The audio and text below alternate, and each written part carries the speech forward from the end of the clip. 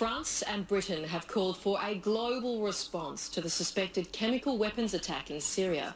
But the lack of support at the UN means they could be acting alone after 2 resolutions were this morning rejected by the Security Council.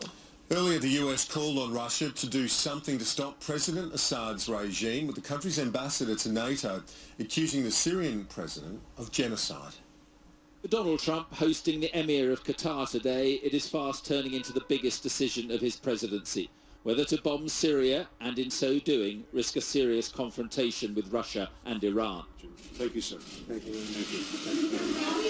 He was giving nothing away, but his ambassador to NATO is calling the attack genocide and indicating action will follow. We would call on Russia to do something. They're propping up Assad. They're helping him. They should do something to stop this kind of genocide.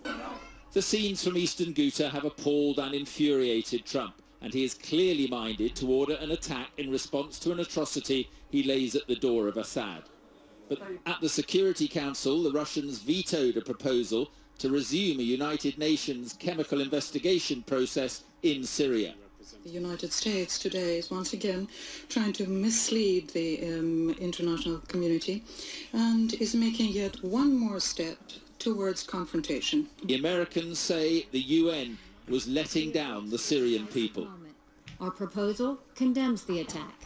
It demands unhindered humanitarian access for the people in Douma. It calls on the parties to give maximum cooperation to the investigation. The cancellation of Donald Trump's visit to Latin America this weekend perhaps suggests a more protracted military intervention than currently envisaged. If that is the case, the president will certainly want Britain and France on board. Good player, too. In the Washington sunshine, Donald Trump was having fun hosting a champion college football team. But he now faces a decision of deadly seriousness, the consequences of which could reverberate around the world. Mark Austin, Sky News in Washington.